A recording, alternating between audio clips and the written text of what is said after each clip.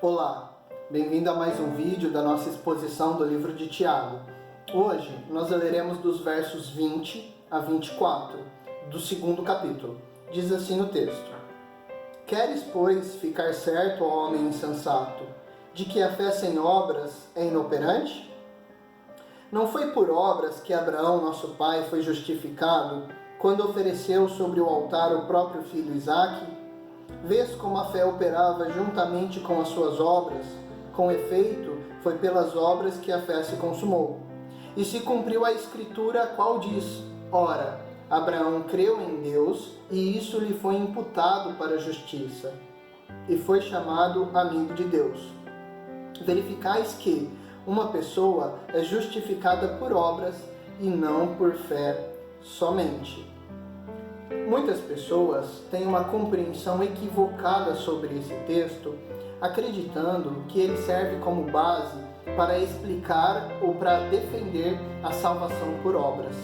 Ou seja, que a salvação ela só vem mediante o cumprimento das regras ou leis que estão na Bíblia. E olhando para os escritos de Paulo, nós veremos que existe uma aparente contradição entre esse texto e o que Paulo diz, por exemplo, em Romanos 3, 28 e Efésios 2, 8 e 9, onde ele afirma que a justificação é mediante a fé somente, sem ajuda de obras. Existe uma discussão que é antiga sobre esse assunto. Lá no século V, a gente já vê Agostinho de Hipona e Pelágio travando um grande debate sobre isso. A forma para a gente conseguir solucionar e interpretar corretamente o texto de Tiago é analisarmos os escritos de Paulo com muita cautela e analisarmos o escrito de Tiago. Paulo ele está com o objetivo de trazer um conceito teológico, ou seja, de explicar como acontece a salvação de um homem que é pecador e merece a morte, merece a condenação, e um Deus que é justo e santo, e por lei não poderia perdoar uma pessoa que é pecadora digna de ser condenada.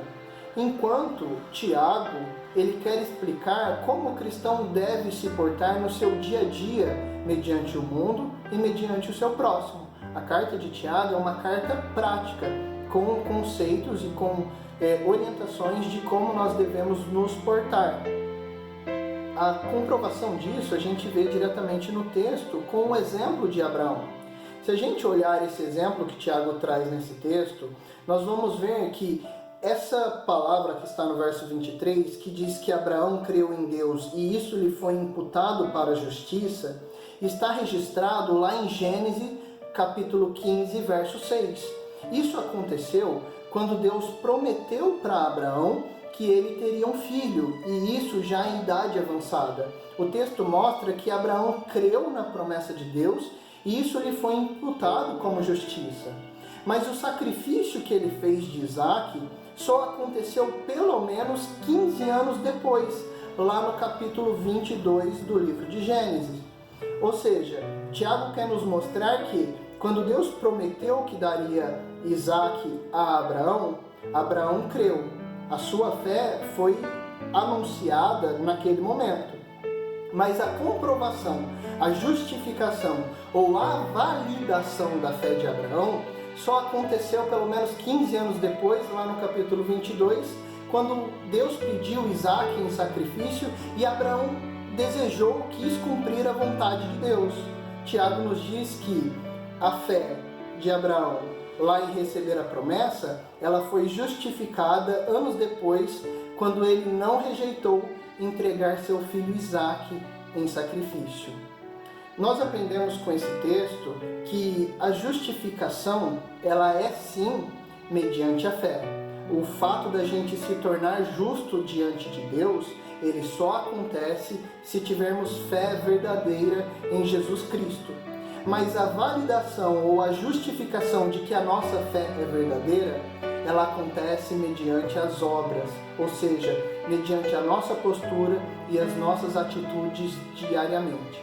Que nós possamos nos analisar e vermos se nós temos justificado aquilo que dizemos crer, aquilo que nós anunciamos crer. Que Deus te abençoe, em nome de Jesus.